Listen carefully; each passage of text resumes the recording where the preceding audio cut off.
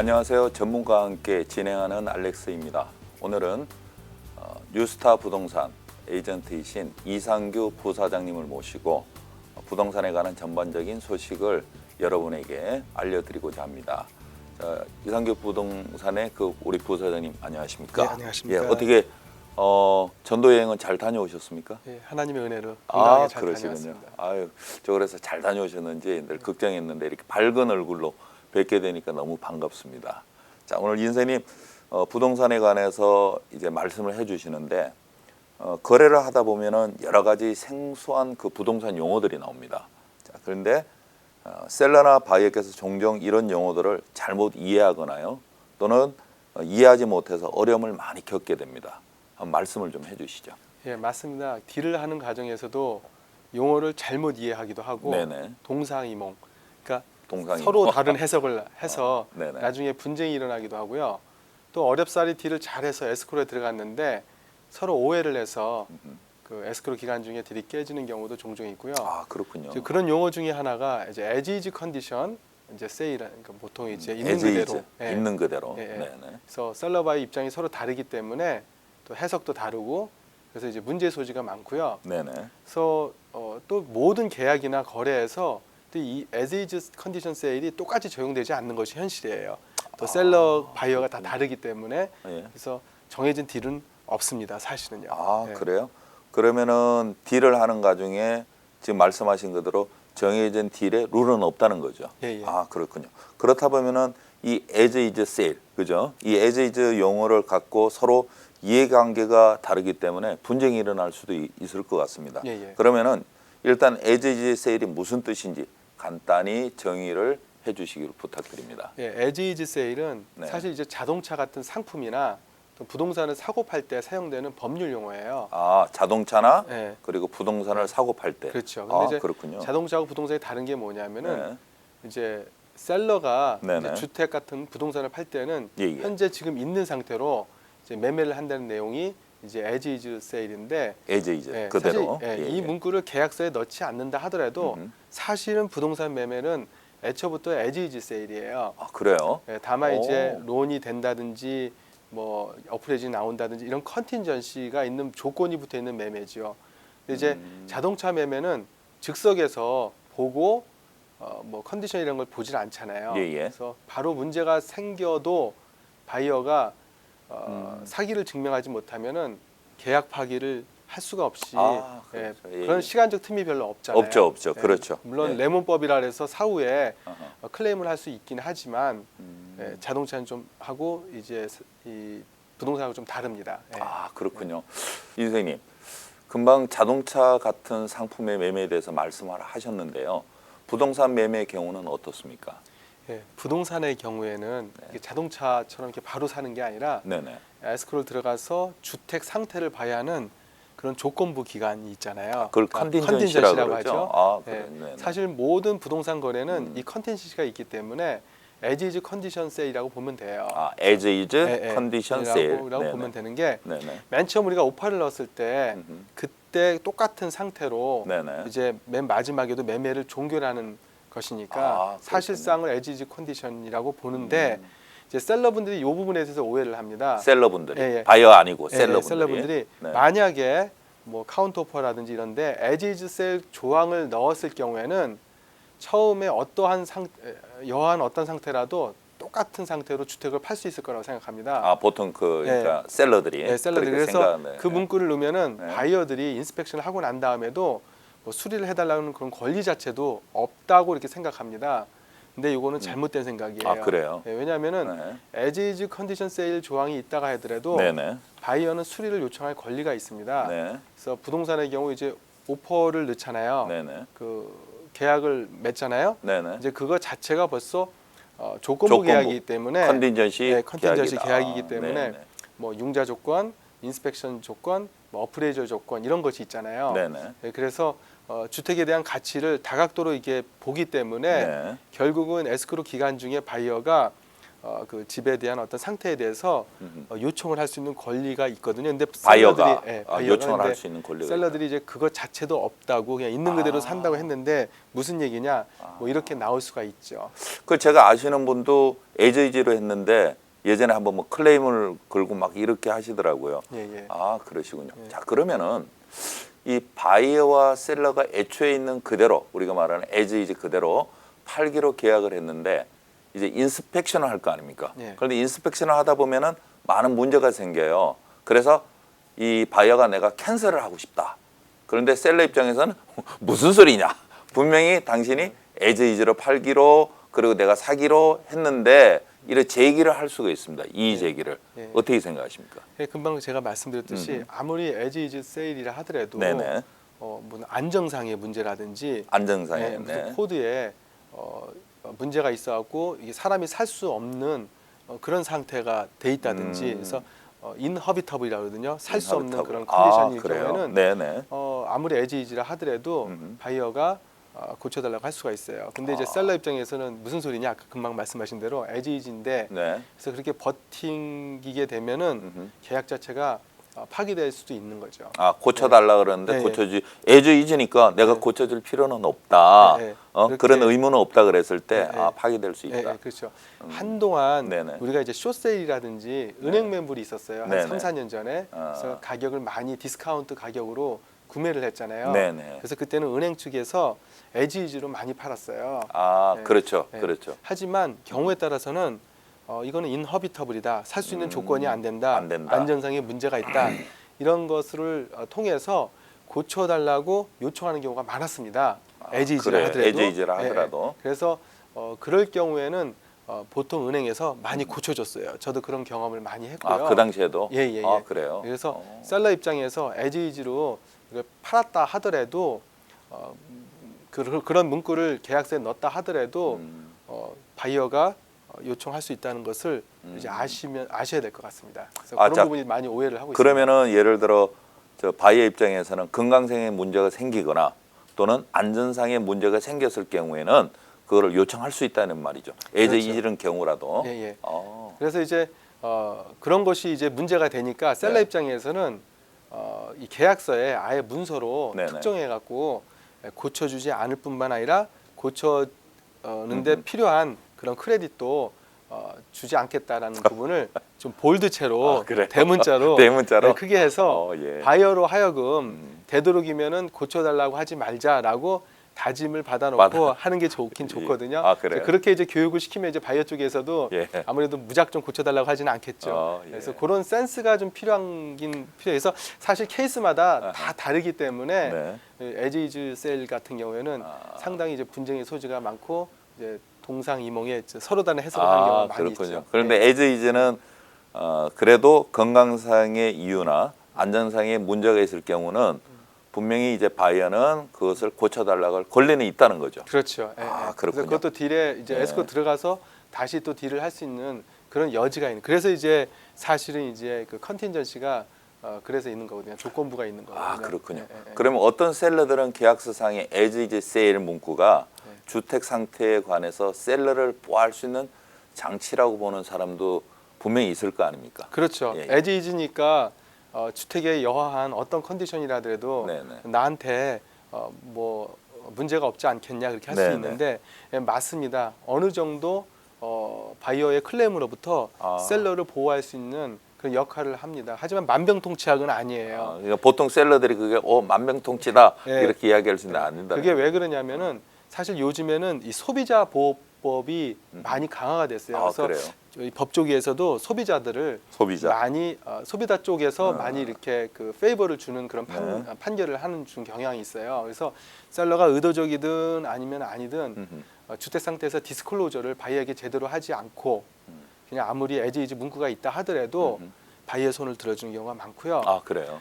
특히 디스클로저를 할 때 의도적으로 네. 허위 진술을 하는 경우 네. 또는 이제 네글리전트하게 그러니까 태만하게 태만하게. 제대로 이제 디스클로저 안에서 바이어로 하여금 이제 오해를 하게끔 만들었을 경우에는 아무리 에지이즈 세일 문구를 넣었다 하더라도 보호받을 수 없음을 아셔야 돼요. 그래서 디스클로저를 제대로 하는 게 좋습니다. 자, 그런데 이제 주택을 바이어가 이제 구매를 하지 않습니까? 그런데 이제 구매를 하다 보면은 융자를 이제 많이 해야 돼요. 근데 이때 융자를 할 때 어려운 말들이 많이 나옵니다. 예를 들어 저도 예전에 그 오퍼를 쓸 때 PL 그래서 PL이 뭐예요? PL을 갖고 오세요 그러더라고요.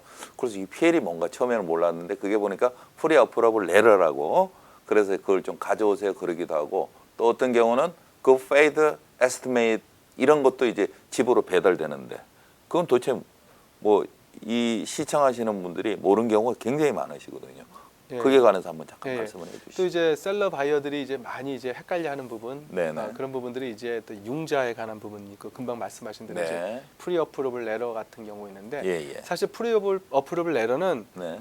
완전히 융자를 받을 수 있다는 그 개런티하는 그런 파이널 어프로블은 아니에요. 그러니까 그래서 보증 수표는 아닌 거예요. 그렇죠. 보증 수표는 아니고요. 근데 이제 많은 셀러들이 이제 오해하는 부분이 융자를 체이스라든지 뭐 뱅커맨 그런 메이저 뱅크로부터 프리어프를 받았으니까 융자가 꼭 되겠구나라고 이제 이렇게 아시는데 사실은 그거는 어느 정도 집을 쇼핑하는데 필요한 그런 정도 어느 정도 금액까지 구매를 할 수 있다. 그런 정도의 어떤 가이드라인이라고 보시면 되고요. 가이드라인. 얼마 정도 또 융자가 가능하고 또 얼마 정도의 주택 가격을 살 수 있는 그런 그 정확하게 이제 파이널 어프를 받기에는 좀 더 오래 걸리거든요. 그러니까 프리 어프러블을 있고 파이널 어프러블이 있다. 예. 그래서 뭐 중간에 또 컨디셔널 어프로블이라는 것도 있고요. 컨디셔널. 그래서 언더라이팅 그 과정을 겪어야 돼 있고 또 은행 그 융자 기준에 맞춰야 되기 때문에 꼭 프리 어프로블을 맹신하면 안 되고요. 에스크로 들어가고 난 다음에 에이전트를 통해서 바이어 융자가 제대로 나올 수 있는지 여러 경로를 통해서 면밀히 업데이트를 해보시는 게 좋습니다. 그래요? 그냥 맡겨놓지만 말고요. 그리고 이제 작년 10월 달부터 저희가 이제 그 연방정부 법이 바뀌어서 작년에 작년부터 10월에, 이제 예전에는 10월. 굿페이스 에스티메이트 뭐 또는 뭐 허드원 스테이트먼트 또는 뭐 트러스트인 랜딩 액트 디스클로저라는 그런 여러 가지 문서들이 있어갖고 말들이 좀 어렵네요. 그래서 되게 복잡했어요. 예. 그래서 아까 말씀드린 대로 소비자들을 점점 많이 보호해 준다 그랬잖아요. 마찬가지로 이 모기지 융자에서 큰 기업들이 이 소비자들을 우롱하는 그다음에 소비자들을 좀 어렵게 이해를 할 수 있게끔 해서 나중에 뭐 바가지를 씌우는 경우도 좀 있었고 그랬거든요. 어디 융자 그 큰 회사들이. 큰 회사들이. 그래서 론을 얻을 수 있는 그 소비자들, 그러니까 다시 말해서 바이어죠. 그 바이어들이 보기 수월하고 일목요연하게 수월하고 그다음에 간편하게 변경을 했어요. 그래서 한 4가지 서류를 딱 2가지로 바꿨어요. 4가지 서류를 2가지로. 그래서 하나는 론 에스티메이트라는 맨 처음에 이제 융자를 신청하면은 3일 이내에 올해도 아니고 옛날에 되게 오래 걸렸거든요. 3일 이내에 융자 비용이라든지 융자 이자율이라든지 뭐 이런 부분들을 이제 그 디스클로저를 이제 하게끔 했어요. 3일 이내에. 3일 이내에. 빠르네요. 3일 정도 지난 다음에 3일 정도. 그다음에 또 나오는 게 뭐가냐면은 클로징 디스클로저라는 거예요. 클로징. 그래서 클로징 디스클로저는 맨 처음에 그 융자를 신청했을 때 아까 얘기한 론 에스티메이트하고 이제 똑같이 폼도 비슷하게 해갖고 그 비용들이 중간에 막 변경돼서 쉽게 말해서 바가지를 씌우는 게 있는가 없는가를 그래서 이제 요거 부분은 이제 바이어들이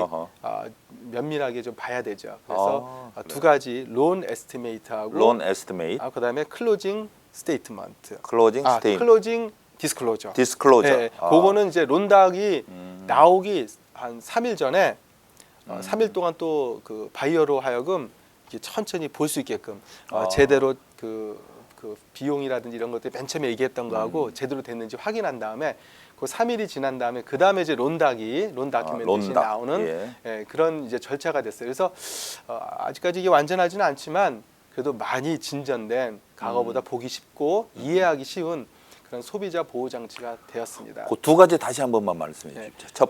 첫 번째가 이제 론을 신청하면은 론 에스티메이트. 그래서 여러 가지 비용이라든지 이런 것도 나오고요. 그 다음에 이제 론이 다 진행되고 론닥이 나오기 전에 클로징 디스클로저. 3일 동안 또 이렇게 리뷰할 수 있는 3일 동안. 그 3일 전에 3일 또 충분하게 이제 리뷰할 수 있게끔 돼서 거기에 대해서 이제 바이어들이 체크업을 할 수 있는 그런 기간을 주는 거죠. 그러다 보니까 종전보다 네네. 융자 나오는 기간이 길어졌어요. 왜냐하면 어. 바이어 보고 천천히 알아보고 리뷰해보는 그런 음흠. 시간을 주다 보니까 네네. 에스크로 기간이 에스크로 기간 자체는 조금 예, 길어질 수가 그렇죠. 있겠네요. 론이 융자가 더 길어지다 보니까 한 일주일에서 10일 정도였어요. 전에는 30일이었는데 네네. 요즘 보통 한 45일 45일. 또는 더 길어질 수도 있어요. 융자가 좀 까다로워졌기 아, 때문에. 그렇군요. 그래서 그런 부분들이 좀 있습니다. 감사합니다. 자, 또 다른 하나가 그 바이어들이 융자를 받을 때 헷갈리거나 오해하는 그런 경우가 있는데 그게 바로 이자율. 네. 자, 그 이자율이라고 하는데 우리가 보통 그 인터레트 레이트, 그죠? 인터레스트 레이트 또는 APR.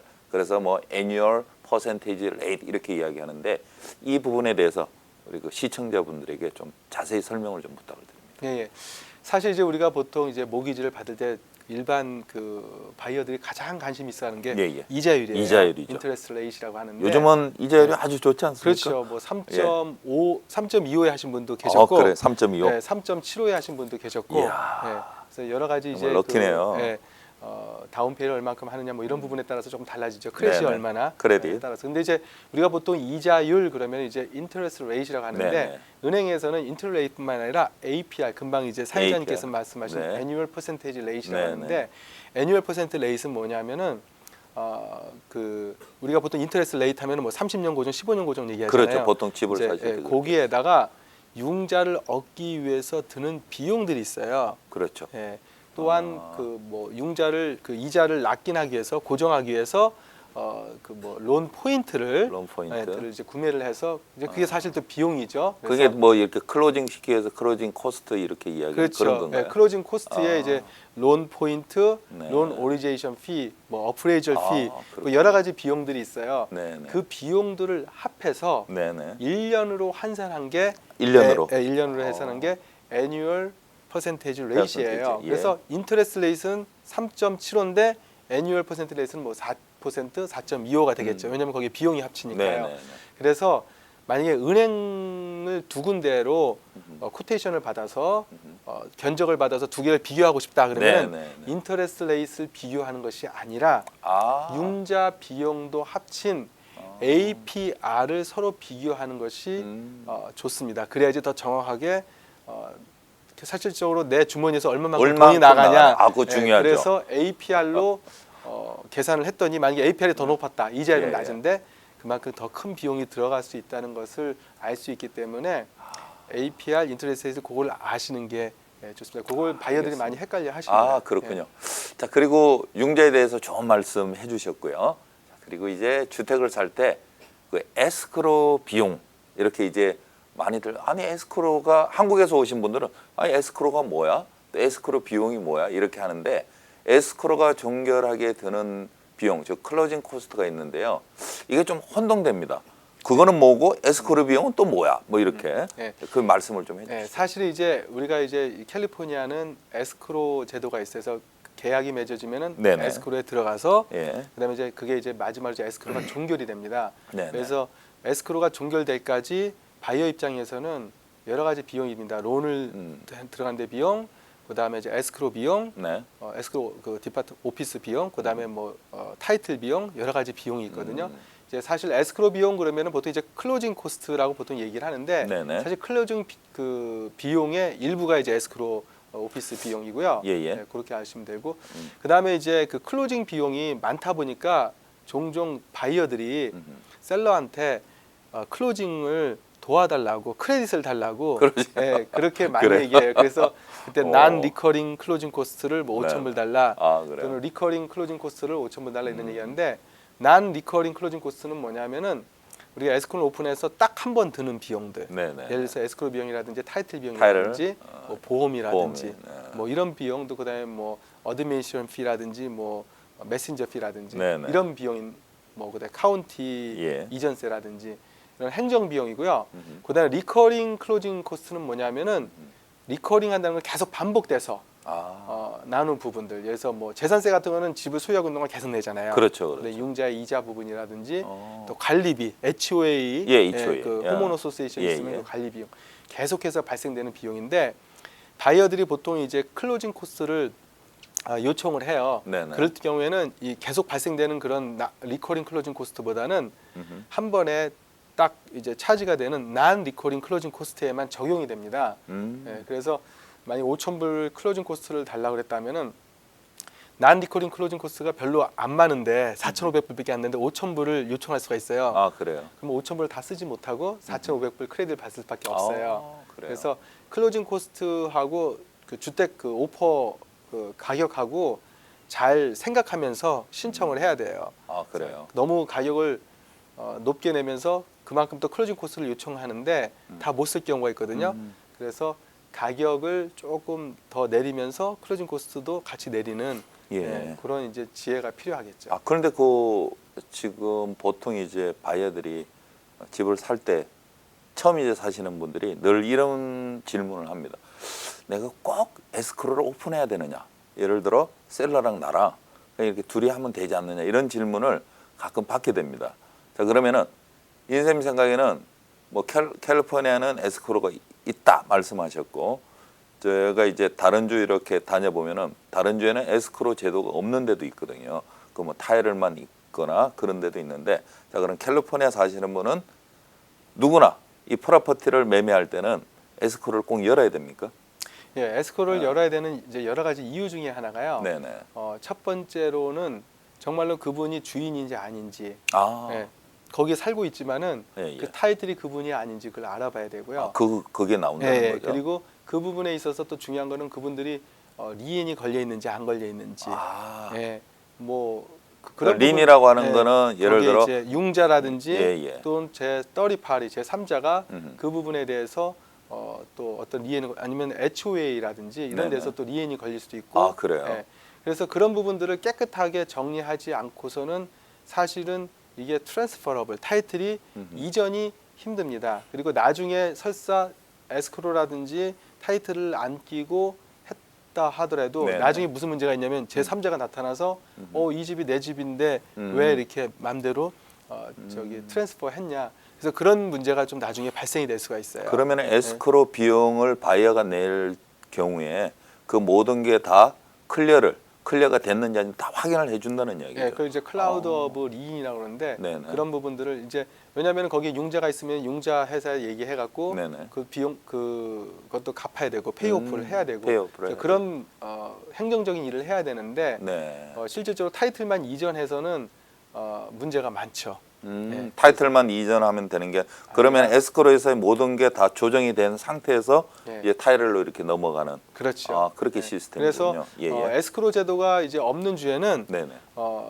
그 로우피스에서 하게끔 돼 있어요. 아, 그렇더라고요. 맞아요. 로우피스에 예, 예. 그런 타이틀 회사하고 같이 해서 예, 예. 그런 에스크로의 역할을 하는 그런 디파트먼트가 다 있습니다. 그런 것 같아요. 예, 예전에 보면은 제가 아는 분들이 이제 그 투자 그룹이 타주에 가서 이제 그 프로퍼티를 사시는데 여기는 왜 에스크로가 없어요? 물어보시더라고요. 그때 예. 이제 타일을 하고 예. 인생님께서 말씀하신 그대로 부동산 회사 그리고 그 로이어, 로이어 이렇게 해서 이렇게도 하는구나. 그래서 무슨 생각을 했냐면 캘리포니아도 에스크로 없이 그냥 하면 안 될까 이런 생각을 했는데 제가 와서 하나 잘못 생각한 게 있습니다. 이 캘리포니아는 워낙 사람들이 많이 살고 또 여러 가지 복잡한 이 절차들이 많기 때문에 그래서 꼭 에스크로가 있어야 되겠구나 이런 생각을 하게 됐는데 인생은 뭐 그 제 생각에 조금은 동의하십니까? 예, 맞습니다. 그래요. 저는 그걸 잘 모르지만 자 그래서 아까 그 이 융자 기간 뭐 이런 거 그리고 에스크로 뭐 이렇게 지금 말씀을 해주셨는데 하나만 제가 또 더 궁금한 게 있습니다. 시청자들도 아까 그 융자할 때 우리 APR 그랬잖아요. 그럼 크레딧 점수가 좋아야 되겠죠. 그래야 그렇죠. 또 좋게 받을 수 있겠죠. 예. 그러면은 크레딧하고 우리 융자 받을 때 그 APR하고도 관계가 있다. 예. 물론 이제 융자의 그 이자율 이렇게 보시면은 인컴, 네. 그다음에 크레딧, 네네. 그다음에 이제 다운페이를 얼마만큼 하느냐. 아. 이제 이것이 전반적으로 다 이렇게 믹스해 갖고 네. 이제 은행에서 이제 결정을 하는 거죠. 그렇군요. 제가 오늘 우리 인셈을 통해서 융자 그리고 왜 에스크로를 열어야 되는지 우리가 뭐 아주 깊이 우리가 알아본 건 아니지만은 그래도 많은 정보를 통해서 이제 바이어나 또 이제 그 셀러들이 내가 이런 실수는 하지 말아야 되겠다. 오늘 많이 배운 것 같습니다. 자, 지금까지 바이오와 셀러가 종종 오해하는 사항들에 대해서 이상규 부사장님께서 이제 말씀을 해주셨어요. 오늘도 우리 이사장님 좋은 정보 주셔서 감사드리고요. 지금까지 함께 시청해주신 여러분께 너무나 감사도 그리고 감사를 드립니다. 자, 더 궁금한 점이 있으시면 이상규 부사장님께 연락하시면 됩니다. 자, 우리 부사장님 전화번호 한번 말씀을 해주시죠. 제 전화번호는 818-439-8949 818-439-8949입니다. 아, 예. 우리 이상규 부사장님 전화번호를 제가 다시 한번 크게 말씀을 드리겠습니다. 818-439-8949. 8949. 그러니까 8949 할 때는 항상 이상규 부사장님을 꼭 콜해 주시고 불러 주시기를 부탁을 드립니다. 제 멘트 잘했죠? 예. 예. 오늘도 너무 감사드리고요. 다음 시간에 꼭 나오셔서 더 좋은 말씀 부탁을 드립니다. 감사합니다. 네, 인사님. 감사합니다. 예.